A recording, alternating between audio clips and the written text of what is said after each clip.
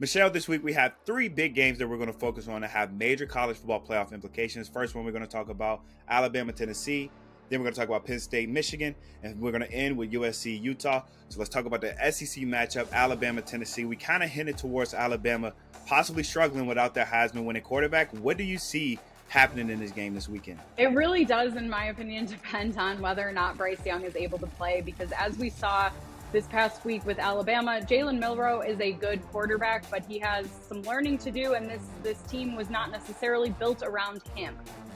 So I think it really does matter how healthy Bryce Young is, and obviously we don't want to rush someone into coming back before they're healthy to play a violent football game. But whether or not Alabama comes on top, I really do think depends on whether or not they have their quarterback. If he doesn't play, I think Tennessee can win this. I think that Tennessee offense led by Hendon Hooker is just so strong and so powerful. I don't know that Alabama, going with its backup, is going to necessarily be able to keep up. But the real problem here is whether or not Bryce Young plays. Alabama continues to be its own worst enemy when it comes to penalties. It's among the top teams with the most penalties so far this season. It had 6 against Texas A&M. It had 10 against Arkansas. They have 49 total penalties on the season so far, and that's only through week 6. That's way too many for this team that could and should be winning these games by much larger margins than it is, because they just keep taking a step backwards. And these are correctable things. But if you couple the fact that Bryce Young might not play this weekend against Tennessee, along with the fact that Alabama keeps on getting itself penalties, this Tennessee team just might be too good. And if Alabama keeps holding itself back, I think a loss at this point is very realistic for the Crimson Tide. Yeah, and I think without Bryce Young, you got to hope the committee possibly, if they lose, look at this as you lost without your Heisman winning quarterback, and they still give you some of that like old SEC love that we've seen in the past, but you want to just be undefeated so you don't even have to like get into that debate. Next game we'll look at Penn State, Michigan, and honestly, it's only 3 good teams in the Big Ten. If you want to be real, it's these 2 teams in Ohio State. And I said last week, if you're Penn State, this is the first true test for you to see how you stack up against those other juggernauts that we just mentioned in the Big Ten. And if they could beat Michigan, that is the first domino that needs to fall for them to be representing the Big Ten in the college football playoffs. Now, will that happen? We don't know. Michigan at home is a different team, and they got some bulletin board material. The AP committee did not view them as a 4 seed anymore, or the number 4 ranked team in the nation, dropped them to 5th. So they might come out and show Penn State why they should be ranked 4th, or maybe even higher if we have some teams lose above them this weekend. But I really think this is going to be a great one. I think you'll see a lot of ground attack with Singleton and Corum. I think the one thing you don't want to happen if you're Michigan is to get down early. We've seen this team struggle, especially that Maryland game where it looked like, hey, maybe this team is going to struggle throughout. They did come away at the end with the victory. But I don't think you want to give this Penn State team any confidence. You want to hit them in the mouth early. And the faster you can get this game over with, the more it solidifies you as a top 5 team. And you don't have to worry about any possible crazy upsets at the end. I agree with you. I think whoever gets on the board first and maybe gets a little bit of a gap in the scoreboard is going to be the team that wins, because it's going to be really hard to come back.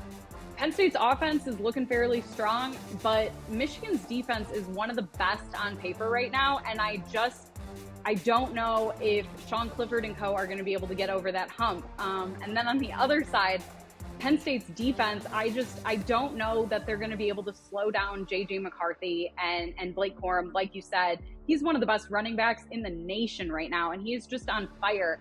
And Penn State really has yet to play a team so far with a prolific offense like Michigan, so they could be a little unprepared for this game, even though they are at home. Yeah, I think whoever gets out to that early lead first is likely just going to try to waste some clock and almost play keep away from the other team, because you don't want to get in a shootout. We rarely see shootouts in the Big Ten, so it's about controlling that clock and getting out to early leads. And the last game is Utah, USC. We talked about USC being a dark horse to possibly get in the college football playoffs. The NCAA probably needs USC to be good, and this is a true test for them going up against a ranked Utah team. Yeah, going into Salt Lake City on the road, Utah is actually a slight favorite over USC at this point. And Utah's coming off a tough loss against UCLA. It's at home, it's favored, and I think that could really work to its advantage. I think when you do look at the bigger picture in terms of the college football playoff, we have been saying all season that for the Pac-12 to do it, they probably have to have an undefeated conference champion. But if USC doesn't come out firing and get a lot of points on the board in the first half, I think it's definitely in danger of losing, especially because Utah quarterback Cameron Rising is one of the best in the country, and he's really good in these big moments. And so if the problem is if USC doesn't pull away soon, it really could lose this game to Utah, because we saw the Trojans didn't pull away from Washington State until well into the third quarter. And the same thing happened the previous week against Arizona State. And it only beat Oregon State by 3 points. So I think USC really has to come out and get a lot of points on the board in the first half, because if the game is close toward the end and the ball is in Cameron Rising's hands, he's a dual threat who I just don't think can be overlooked in these big moments. Yeah, but if you're USC, you have Caleb Williams, who won some big games last year at Oklahoma, so maybe he can help this team transition into, having that big spotlight moment for them. Like you said, they aren't the favorites, even though they're the higher ranked team.